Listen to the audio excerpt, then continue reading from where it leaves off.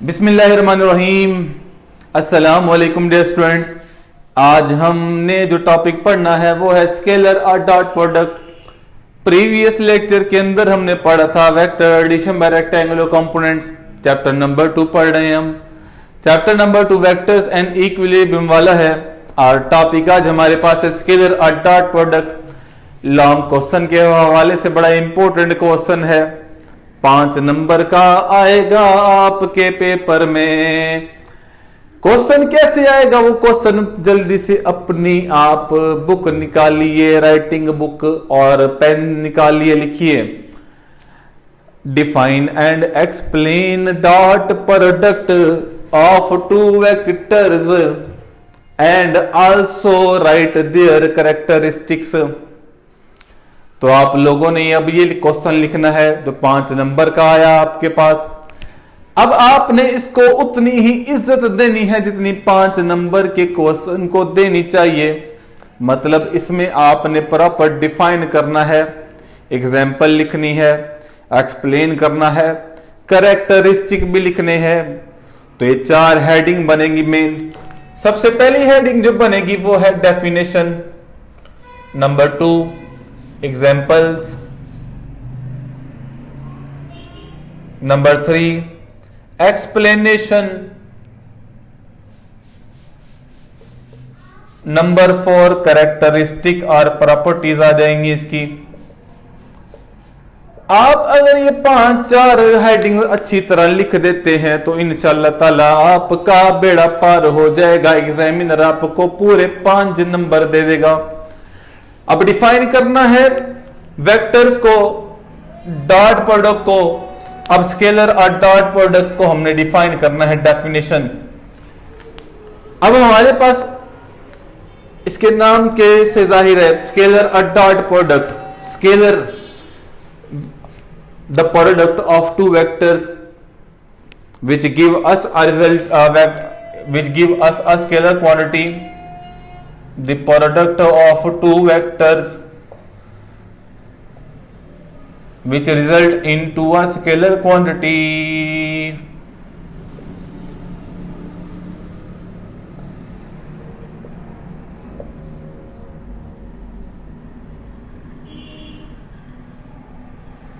is called scalar product। और other definition देखें तो दूसरी डेफिनेशन इसकी भी ये भी हो सकती है, the dot product of two vectors is written as A dot B and defined as A dot B is equal to A B cos theta. अब इसमें कॉस थीटा ही क्यों आया, साइन थीटा क्यों नहीं आया, वो इंशाअल्लाह ताला हम स्टेप बाय स्टेप सारे डिस्कस करेंगे। तो इसकी ये आप 2 डेफिनेशन लिखेंगे। फर्स्ट डेफिनेशन ये होगी, एक ऐसा प्रोडक्ट जो हमें स्केलर क्वांटिटी देता है उसे हम स्केलर प्रोडक्ट बोलते हैं। डॉट प्रोडक्ट की बात करें तो A dot B is equal to A B cos theta. तो ये हमारे पास डेफिनेशन। अब एग्जाम्पल कहां कहां पे यूज हो रहा है, हमने कहां कहां पढ़ा है इसको, तो सिंपल सी बात है, आप लोगों ने 9th क्लास में भी पढ़ा था, अब भूल गए होंगे आप लोग। पहली आपके पास quantity work W is equal to F dot D and F dot D is equal to F D cos theta. याद करें, आपको याद आ जाएगा।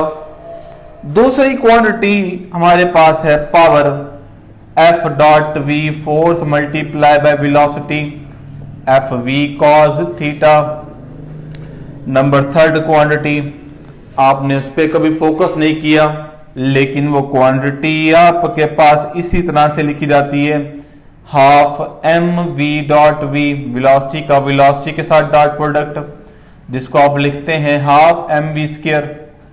तो डियर स्टूडेंट्स, ये हैं इसकी 3 एग्जाम्पल जो आप लोग ऑलरेडी 9th क्लास में पढ़ चुके हो, लेकिन कभी आपने इस एंगल से नहीं देखा कि इसमें हमारे पास कॉस थीटा या डॉट है।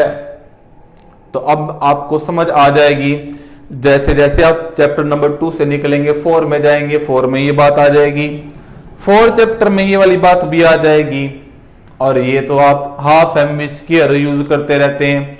अब इसमें हमने डिफाइन भी कर दिया, एग्जाम्पल भी दे दी। अब हम चलते हैं एक्सप्लेनेशन की तरफ। अगर आप लोगों ने ये समझना है ये कॉज थीटा क्यों आया, कॉज थीटा ही क्यों आया, तो अब हम उसका आंसर निकालेंगे। कॉज थीटा क्यों आया, अब कॉज थीटा क्यों आया जनाब, अब हम इसको एक्सप्लेनेशन में लेके चलते हैं। एक बात जो आपने यहां इंतहाई जरूरी बात है वो याद रखनी है। आपने एडिशन ऑफ वेक्टर पढ़ा था, दो वेक्टर्स को ऐड करने का तरीका। अगर ये वेक्टर ए है और ये वेक्टर बी है, आप लोगों ने पढ़ा था हेड टू टेल रूल कि वेक्टर ए के हेड से बी की टेल मिला तो आपके पास रिजल्टेंट आ जाता था R is equal to A plus B. So this was addition of vectors A and B, but we are talking here about the dot product. And remember, in dot product, by taking multiplication, in multiplication we join the tail of two vectors. Let me say we have two vectors. Let me say we have two vectors. One vector is A, one vector is B. If you want to take dot product of vector, if you want to multiply the vector, then simply simply join the tails of vectors A and vector B. And remember the most important thing, the angle between two vectors is always taken between the tails of vectors. दो vectors हैं उनके दरमियान angle हमेशा उनकी tales में बनेगा। Tales में बनेगा तो यहां पे जो एंगल है वो है हमारे पास theta. And now we are finding that A dot B हमने फाइंड आउट करना है। एक और चीज देखें, आपने एग्जाम्पल में भी बात की थी W is equal to F dot D, W is equal to F dot D. जब हमने फोर्स और डिस्प्लेसमेंट को मल्टीप्लाई किया, क्वांटिटी हमारे पास क्या आ गई, वर्क एक स्केलर क्वांटिटी है। और यहां हमारे पास जब हम किसी बॉडी पे फोर्स लगाते हैं ये डिस्प्लेसमेंट कवर करती है। लेट बी से like this, you know it, the body is going along this path, straight path, and this quantity is scalar. The dot product give answer scalar. Scalar mean it's produce causes linear motion. हमारे पास dot product ने हमेशा linear motion produce करनी है। अब हमने ए के साथ B को मल्टीप्लाई करना है, ए के साथ बी को मिलाना है। बी हम देख रहे हैं बी का मुंह उधर है, ए का मुंह इधर है, बी का मुंह उधर है। अब हमारे पास बी तो इससे मिल नहीं रहा, लेकिन हमने क्या करना है, हमने बी को तो मिलाना ही मिलाना है भाई। बी को मिलाने के लिए हम इसके टुकड़े टुकड़े करेंगे, कंपोनेंट बनाएंगे इसके जब हम कंपोनेंट बनाएंगे ये आ जाएगा बी साइन थीटा, और ये वाला कंपोनेंट आ जाएगा इसका बी कॉस थीटा। अब आप देख रहे हैं बी साइन थीटा की हमने तो बात ही नहीं करनी, इसको पूछना भी नहीं, क्योंकि ये तो ए के साथ मिल नहीं रहा। लेकिन बी कॉस थीटा तो ए के साथ मिल रहा है। अब ए के साथ बी कॉस थीटा मिल रहा है तो फिर ये क्या करेगा, जिस तरह से यहां पे हमारे पास डी के साथ एफ कॉस थीटा मिल रहा है और इस बॉडी को लीनियर मोशन करवा रहा है। Same like here B cos theta A के साथ मिलेगा और इसको लीनियर मोशन करवाएगा। इसको हमने पूछना भी नहीं है। और ये वाला कंपोनेंट इसके साथ कॉज ही आएगा, क्योंकि ये पैरेलल कंपोनेंट है ए का। इसको हम इस तरह से भी बोल सकते हैं कि ये हमारे पास ए के ऊपर बी का साया है, प्रोजेक्शन ऑफ बी ऑन ए। तो अगर हम इसको लिखें, अब इसमें हमारे पास ए के साथ बी कॉस थीटा मिल गया है, तो ए डॉट बी क्या होगा, ए डॉट बी होगा स्केलर फॉर्म में magnitude of vector A, magnitude of vector A into साया किसका, बी का, projection of vector B on vector A. Magnitude of A is written as simple A and projection of B, B का साया ए के ऊपर, B cos theta. तो A dot B हमारे पास आ जाएगा ए बी कॉस थीटा। तो जनाब ये आपके पास आ जाएगा A dot B is equal to A B cos theta. अब इसको नाम दे दें आप इक्वेशन नंबर 1 का। अब इसी तरह से आपने बी डॉट ए भी मालूम करना है। जब बी डॉट ए मालूम करना है, अब आप फिर क्या करेंगे, फिर वेक्टर वही है, ए और बी है। ए पहला वेक्टर था यहां पे, वहां पे दूसरा वेक्टर है। अब हमने वेक्टर की डायरेक्शन तो वही है, ए है तो इधर ही, ए उधर ही है, ए की हमने चेंजिंग नहीं की, ए इधर था, ए अब भी इधर ही है, लेकिन बी की हमने वैसे टेल से टेल मिलानी है, लेकिन अब हमने बी के साथ ए को मिलाना है। देखिए ए और ये हमारे पास बी, ये वेक्टर बी, और इन दोनों के दरमियान एंगल है थीटा, ये वेक्टर ए रहा।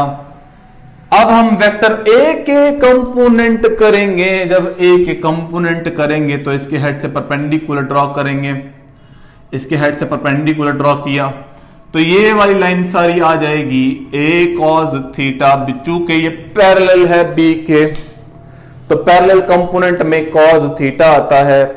क्यों आता है, पैरेलल में एंगल 0 डिग्री। अगर साइन 0 डिग्री लेंगे तो आंसर सारा 0 हो जाएगा, कॉस 0 डिग्री लेंगे आंसर 1 आएगा मैक्सिमम। अब यहां पे बी डॉट ए क्या होगा, बी डॉट ए यहां पे सेम उसी तरह से फर्स्ट वेक्टर की magnitude, projection of A on B, यहां हमारे पास आ जाएगा magnitude of vector B, magnitude of vector B into projection of B of A on B. तो मेरे ख्याल से मेरे भाइयों और मेरे स्टूडेंट हो, आपको समझ आ गई होगी कि इसमें हमारे पास कॉस थीटा क्यों आता है, B A cos theta. B dot A is equal to A B cos theta. इसको नाम दे दें क्वेश्चन नंबर 2 का, क्योंकि स्केलर है। ए डॉट बी करें A B cos theta, B dot A करें ए बी कॉस थीटा, कोई फर्क नहीं पड़ता आपके पास। जब ए डॉट बी और B dot A position change करने से कोई फर्क नहीं पड़ता। इस प्रॉपर्टी को हम बोलते हैं कम्यूटेटिव प्रॉपर्टी। जब प्रॉपर्टी की बात कर रहे हैं तो नेक्स्ट हमारे पास कैरेक्टरिस्टिक आ जाएंगे, खुसूसियात आ जाएंगी। यहां प्रॉपर्टी का मतलब कोठियां मकान नहीं है, प्लॉट नहीं है। यहां से कैरेक्टरिस्टिक का मतलब, प्रॉपर्टीज का मतलब उसकी खुसूसियात है, कैरेक्टरिस्टिक्स हैं। ये सारी हमने एक्सप्लेनेशन दी। ए डॉट बी करेंगे तो बी के हम कंपोनेंट बनाएंगे, हिस्से करेंगे। अगर हम बी डॉट ए करेंगे तो बी डॉट ए में ए दूसरा वेक्टर है, उसके हम हिस्से करेंगे, उसको तोड़ेंगे हम। तो हमारे पास ये सारा एक्सप्लेनेशन कंप्लीट हो गया।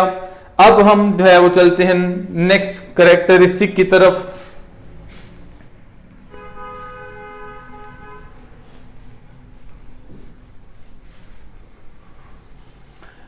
अब आगे इसकी कैरेक्टरिस्टिक्स आ जाएंगे, इसकी खुसूसियात आ जाएंगी। खुसूसियात लिखना बड़ा ही जरूरी है और उतना इंपॉर्टेंट भी है, क्योंकि आगे आगे चलते जाएंगे, चैप्टर 4 में जाएंगे, वर्क आ जाएगा, पावर आ जाएगी, वहां पे एंगल बताना पड़ेगा।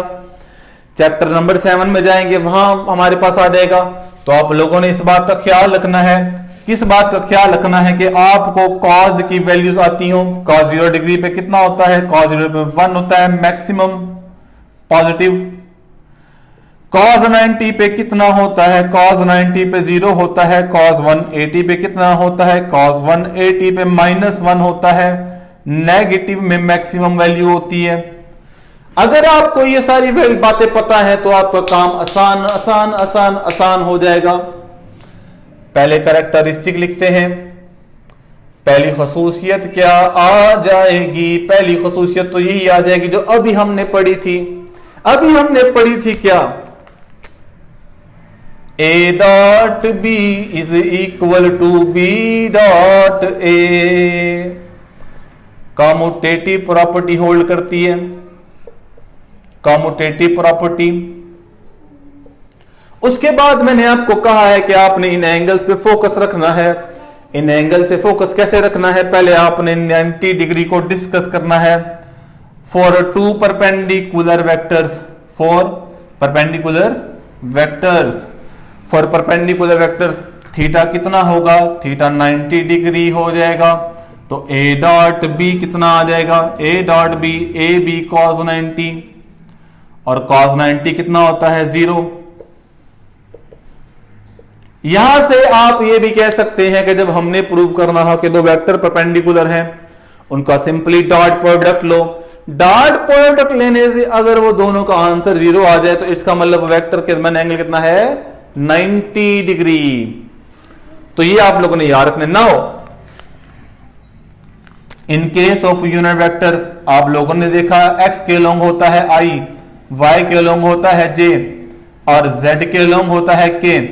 और अगर हम करते हैं i dot j, i dot j, j dot k and k dot i then is equal to 0, क्योंकि सारे एक दूसरे के ऊपर परपेंडिकुलर खड़े हैं। अब आगे चलिए नंबर 3 प्रॉपर्टी लिखते हैं। नंबर 3 प्रॉपर्टी में आपने बात करनी है 0 डिग्री की। नंबर 3 तो लिख दी थी, नंबर 4 आ जाएगा। नंबर 4 में आ जाएगा 4 पैरेलल वेक्टर। ये पैरेलल का सिंबल है। पैरेलल वेक्टर में आंसर आएगा 0, theta is equal to 0 degree. अब एंगल है 0 डिग्री। अब हमारे पास A dot B is equal to A B cos 0 degree, और कॉस 0 डिग्री होता है भैया 1। जब 1 आएगा तो A डॉट B आ जाएगा A B into 1, A dot B, A B positive maximum. और अगर हम इसको देखें नंबर 5 में I dot I, J dot J, K dot K is equal to किसके इक्वल होगा? I B unit vector, I B unit vector, I dot I करेंगे, I dot I cos 0 degree. cos 0 degree कितना होता है? 1 होता है। I का magnitude, unit vector का मैग्नीट्यूड 1 होता है। तो यहां पे कितना आ जाएगा? 1 1 1। तो I dot I, J dot J, K dot K सब आ जाएंगे 1 के इक्वल। नंबर 6 property self dot product as in kinetic energy. Kinetic energy में अभी मैंने आपको बताया था, काइनेटिक एनर्जी में होता है half mv dot v। Actually में ये जो v डॉट v है ये सेल्फ डॉट प्रोडक्ट है वेलोसिटी का वेलोसिटी के वेक्टर के साथ। जब हम एक वेक्टर का उसी के साथ डॉट प्रोडक्ट लेते हैं तो हमारे पास आंसर उसके मैग्नीट्यूड का स्क्वायर आता है। और ये हमारे पास शॉर्ट क्वेश्चन भी आ सकता है, इसलिए आपने शॉर्ट क्वेश्चन में इसका प्रूफ भी करना है। लेकिन वो प्रूफ मैं यहां पे नहीं बता रहा। सारी बातें मैं बता दूंगा तो आपका इम्तिहान तो मैं नहीं दूंगा, आप कैसे देंगे? 6 प्रॉपर्टीज मैंने लिख दी हैं, एक 0 डिग्री, एक 90 डिग्री। अब आते हैं 180 degree anti parallel vectors. Number 7 चलते हैं। For anti parallel vector theta 180 degree A dot B is equal to A B cos 180 cos 180 तो होता है -1। जब -1 होता है तो ए डॉट बी आ जाएगा -AB, नेगेटिव में मैक्सिमम वैल्यू। तो ये 7 प्रॉपर्टीज हमने लिखी हैं, पहली कम्यूटेटिव, बाकी सारी एंगल से लिखी है। अब हमने नेक्स्ट प्रॉपर्टी की तरफ चलना है। नेक्स्ट प्रॉपर्टी क्या है? अगर हमारे पास वेक्टर के कंपोनेंट्स हो in form of rectangular components, number 8 property, in form of rectangular components, in form of rectangular components, A vector है A x I plus A Y J plus A Z के, B vector हमारे पास है B x आई plus B Y जे plus B जी के। अब ये हमारे पास vector है रेक्टेंगुलर कंपोनेंट की फॉर्म में। अब अगर ए डॉट बी लेते हैं, ए डॉट बी में देखो जरा, ए एक्स को मल्टीप्लाई करोगे बी एक्स से, आई आई आई आई आई आई 1, तो ए एक्स बी एक्स आ जाएगा, आई आई 1 हो जाएगा। ए एक्स को बी वाई से मल्टीप्लाई करो, इसके साथ है आई, इसके साथ क्या है जे, आई डॉट जे 0, तो लिखने की जरूरत नहीं है।